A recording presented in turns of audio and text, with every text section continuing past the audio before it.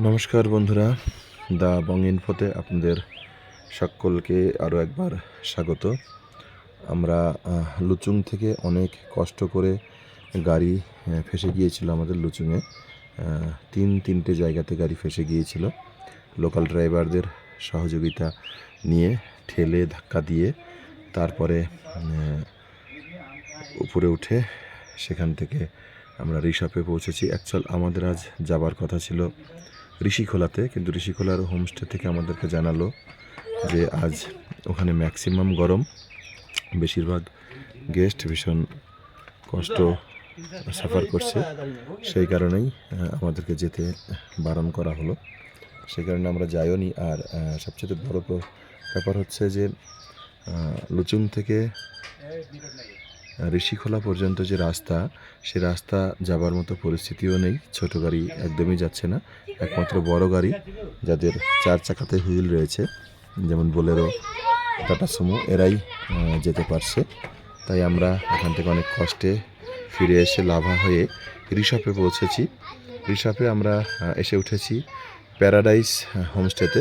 এই প্যারাডাইস হোমস্টের কি সুন্দর ভিউ! এখন বিকেল বাজে 6টা। আসার পরে তো দেখলাম অন্ধকারে একদম, মানে কুয়াশায় মেঘে ঢেকেছিল। তো এখন কুয়াশাটা কেটে গেল, মেঘটাও খানিকটা কেটে গেল। তো কি সুন্দর ভ্যালির ভিউ দেখুন! আপনাদের সাথে শেয়ার করব বলে আমি এই ভিডিওটা করছি।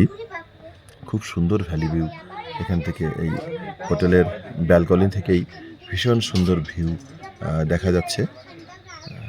আপনাদের সঙ্গে শেয়ার করব বলে লোভ সামলাতে পারলাম না, তাই উঠে পড়লাম ভিডিও করতে।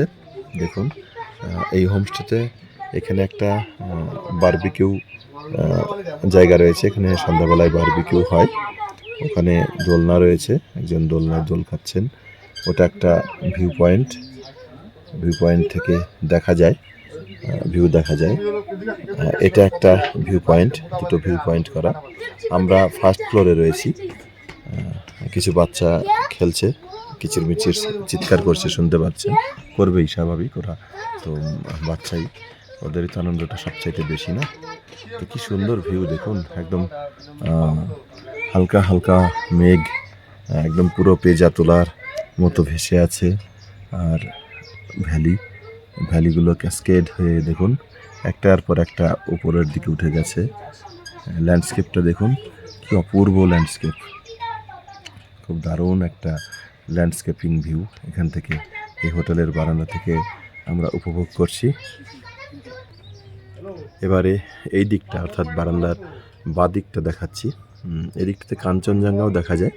তো ওই মাঝামাঝি যে মেঘ জমে রয়েছে, এই যে মেঘগুলো জমে রয়েছে, এই মেঘগুলো না থাকলে, এই যে উপরের মেঘগুলো না থাকলে, দেখুন উপরের মেঘগুলো জমে আছে, এগুলো ফ্লাইট থেকে অনেক সময় দেখা যায়। মনে হবে তুষারের চাদর কেউ পাহাড়ের গায়ে মেলে ধরেছে। তুষারের চাদর, সব তুষার শুভ্র মেঘ। এই মেঘগুলোর আড়াল থেকেই কিন্তু কাঞ্চনজঙ্ঘা দেখা যায়। এই দিকটাতেই কিন্তু কাঞ্চনজঙ্ঘা লুকিয়ে রয়েছে। আর এই ব্যালকনি থেকে স্পষ্ট কিন্তু কাঞ্চনজঙ্ঘার ভিউ পাওয়া যায়। জানি না, আজ তো মেঘ অনেকটা কেটে গেল, এখন ওটা পুরোটা কাটেনি এখনও। তো পুরো মেঘটা কেটে গেলে হয়তো আগামীকাল দেখা যেতে পারে। তবে কাঞ্চনজঙ্ঘা দেখা না গেলেও এখানকার যে ল্যান্ডস্কেপিং ভিউটা, এখানকার যে মরফোলজিটা, সেটা কিন্তু এক কথায় অনবদ্য, দারুণ একটা ভিউ, সুন্দর একটা ভিউ। ওখানে একটা হোটেলে আই লাভ ঋষভ লেখা বোর্ড দেখা যাচ্ছে, দেখুন বসানো। এই সামনের একটা রিসর্টের, এটা আই লাভ ঋষভ লেখা একটা বোর্ড বসানো হয়েছে। চারপাশেই, এই রিসর্টের চারপাশেই কিন্তু হোমস্টেতে ভর্তি, পাশাপাশি একদম গিজ করছে হোমস্টে। মানে এটাই অ্যাকচুয়াল মেন হোমস্টের এরিয়া। মেন রাস্তা থেকে 700 মিটার ভিতরে এটার লোকেশানটা। মেন রাস্তার পাশে আমরা 4-5টা হোমস্টে দেখেছিলাম। এই দেখুন পাইন গাছের জঙ্গল, এই পাইন গাছের জঙ্গল দেখতে পাচ্ছেন। এই মেঘ দেখুন, কি সুন্দর মেঘ, একদম মনে হচ্ছে তুষারের চাদর উপর থেকে কেউ মেলে দিয়েছে, সামিয়ানা টাঙিয়ে দিয়েছে তুষারের চাদর দিয়ে। এত সুন্দর একটা ভিউ। এই ভিউ দেখতে আপনারা আমাদের পেজে চোখ রাখুন, আরও খুব সুন্দর সুন্দর আপডেট আমরা আপনাদের সামনে তুলে ধরব। সকলকে নমস্কার, ধন্যবাদ।